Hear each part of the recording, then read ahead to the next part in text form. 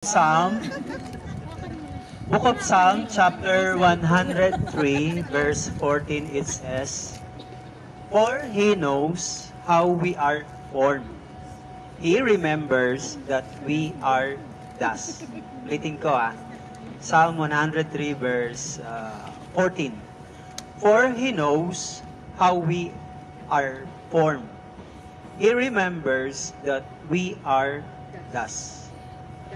Kung sa Tagalog ay dahil alam niya ang ating kahinaan, parang medyo malayo ng konti dun sa form.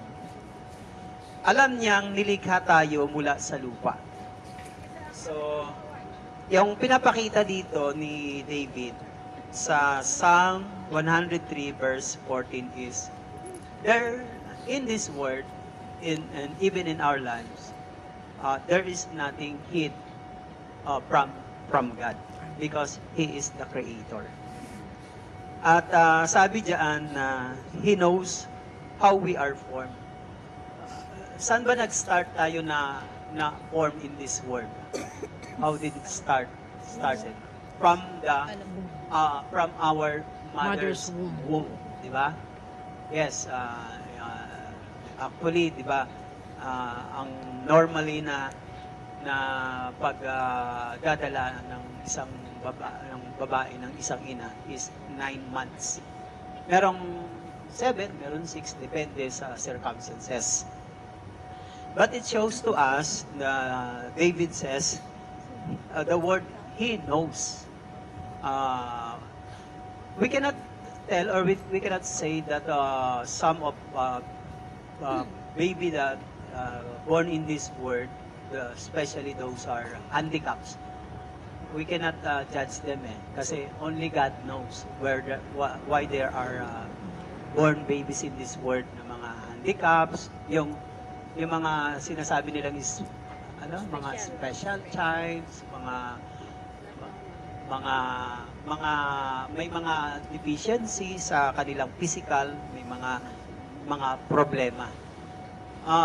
Normal man o hindi normal, only God knows pa rin. Kasi He has a wonderful purpose Kasi maaring yung iba mapapansin nyo, di ba?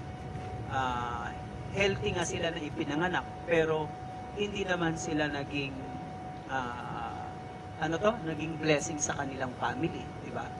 Meron namang hindi healthy na pinanganak, pero at the end, naging blessing sila sa kanilang family. Ang gustong ipakita sa atin ni David na tanging Diyos lang, only God, can understand everything, every details of our lives. And the next word niya dyan, He remembers that we are dust. Imagine, from the time that God formed us in our mother's womb until we go to the dust, di ba? So ipinapakita dito, no instances o no walang bagay sa buhay natin na hindi alam ng Diyos from the beginning until the end. So, ano ang encouragement? Parang katulad sa games natin kanina, sa team building natin. Diba? Ginikest natin yung word. Hindi natin mahirap hulaan.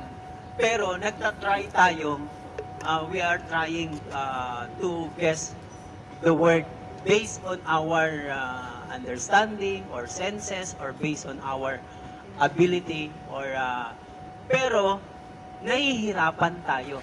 Alam niyo kung bakit?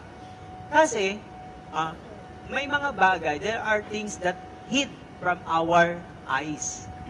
Di ba? Yung pangdadaya doon, ang cheating doon is kung meron kang salaming dito, no? When you yung mga kasama ninyo nakasakit salaming, makukuha ka agad 'yon, di ba? Kung mag-cheat ka, makukuha 'yon.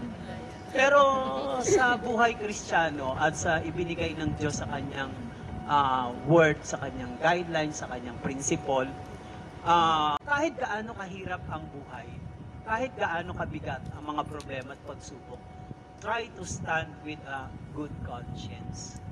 Yung ganon. Kasi, in this world, laging may unfair eh. Diba? Laging may unfair eh. Sa trabaho, merong unfair.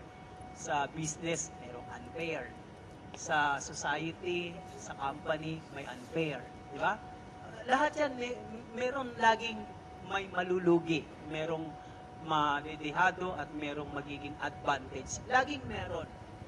But if it is, kung nagagawa natin ito, because of fear and faith in God, that He knows that how we are formed. Kaya mapapansin ninyo, ang Diyos ang nagbibigay ng rewards eh. Diba? Kasi He knows how we are formed. Meaning is, God knows every details of our lives. Kung ang magandang encouragement is, kapag nagkaroon tayo ng problem, nagkaroon tayo ng sufferings, trials, o nagkaroon tayo ng mga broken relationship, marriages, broken dreams, shattered dreams, etc. There is only one God that can form us again. Amen? Ako kayo ako? Merong Diyos na kaya niyang buuhin ulit. Walang nasisira sa buhay ng tao na hindi kayang buuhin ng Diyos. Amen. Amen? Meron akong hinahanap na isang magandang illustration. Ito ay isinulat ko na lang para hindi ako maligaw. There is a man or someone who bought a new car, and while he is driving along the road, in the middle of the road, and then there suddenly, yung car niya ay nagkaroon ng sira. His car has been broken.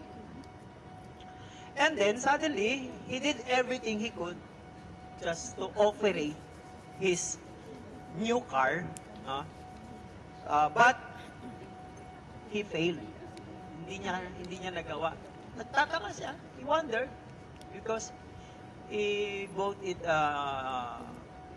na bago pa lamang yung car na yon, and then there is another man who stopped on his place. Merong isang huminto sa kanyang tabi na nakasakay din sa sasakyan. And then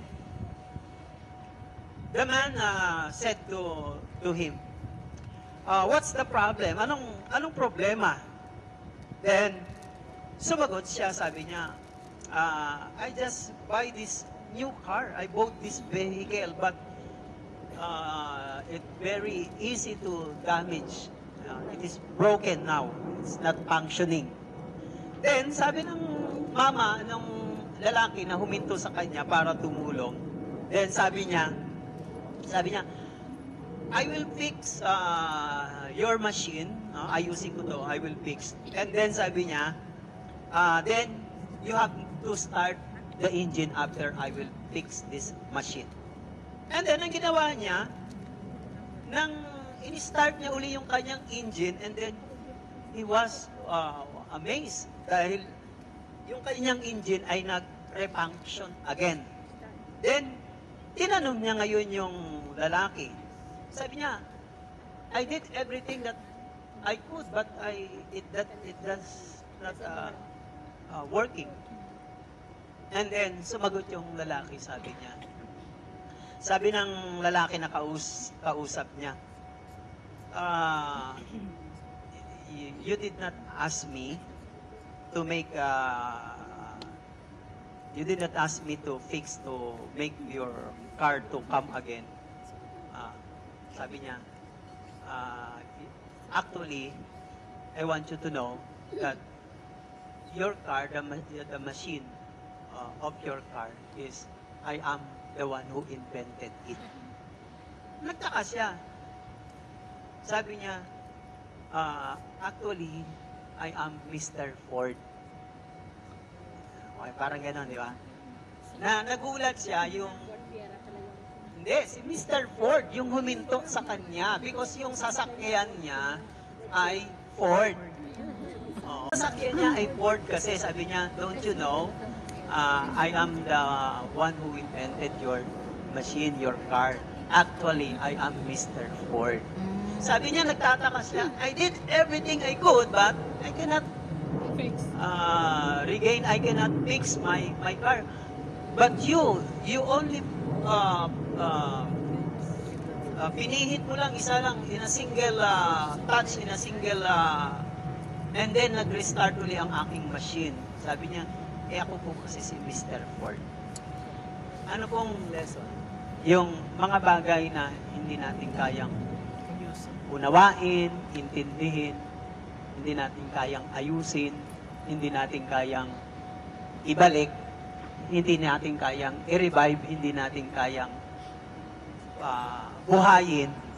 Ang pinapakita sa atin ng ating team building, ang ating workshop is God only knows how we form and He knows that we came from the dust. Amen? Palakpakan natin ang Panginoon. Thank you, Lord. Tumayo tayong lahat at let us pray. Lord God, we thank you once again. Thank you so much for the time that we spent here. Thank you so much for the privilege being together again, oh Lord, because we do believe in small ways, in small things. You make things happen to us, and you use this gathering, this opportunity, this time to touch us, to encourage us, to bless us, to enlighten us, and to strengthen us. Thank you, Lord, because we know that we need each other, because we were not created, oh Lord, to be isolated. We are created to be together and one another. Thank you, Lord, so much. I-bless niyo po ang lahat ng inyong mga anak, mga lingkod, ngayong sandaling ito. At kung marami man sa amin ang naguguluhan, nalilito, hindi alam kung paano po kami makababalik sa mga bagay na nawala sa amin, kayo, Panginoon, ang mag-restore. Dahil from the very beginning, you are the Creator who created us in our mother wombs. And you understand every details of our lives from the beginning until we go to the dust. Thank you, Lord, so much. Bless niyo rin po ang mga dala naming pagkain.